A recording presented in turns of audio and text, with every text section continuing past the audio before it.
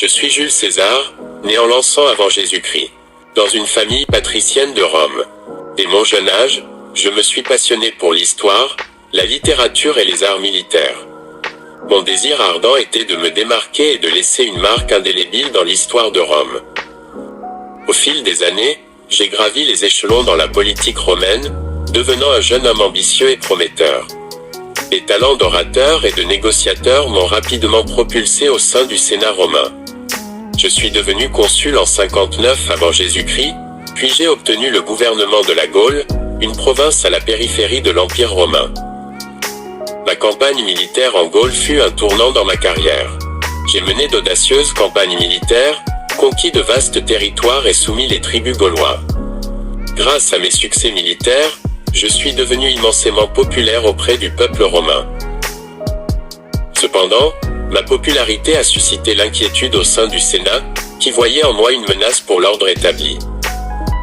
En 49 avant Jésus-Christ, j'ai franchi le Rubicon, un petit fleuve marquant la limite de ma province de Gaule, violant ainsi la loi romaine qui interdisait aux généraux de mener des armées à l'intérieur de l'Italie. Ce geste audacieux a déclenché une guerre civile avec Pompée, un autre général et homme politique puissant. Notre guerre civile a pris fin en 45 avant Jésus-Christ, avec ma victoire décisive sur Pompée à la bataille de Munda, en Hispanie. J'ai consolidé mon pouvoir et suis devenu le maître incontesté de Rome. Je me suis proclamé dictateur à perpétuité, un titre qui a exacerbé les craintes de certains que je cherchais à instaurer une monarchie à Rome. En dépit de mes nombreuses réformes et de mes projets pour moderniser Rome, il y avait des opposants déterminés à mon régime. Le 15 mars 44 avant Jésus-Christ, je suis assassiné par un groupe de conspirateurs au Sénat, dont Brutus et Cassius.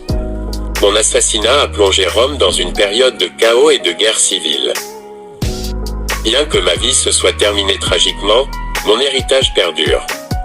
Mon nom est devenu synonyme de pouvoir et de grandeur. Mon rôle dans la transition de la République romaine vers un empire a laissé une marque indélébile dans l'histoire de Rome et du monde antique. Ma devise, Veni, Vidi, Vici, je suis venu, j'ai vu, j'ai vaincu, résume mon parcours de conquérant et de leader ambitieux qui a façonné le destin de Rome pour les siècles à venir.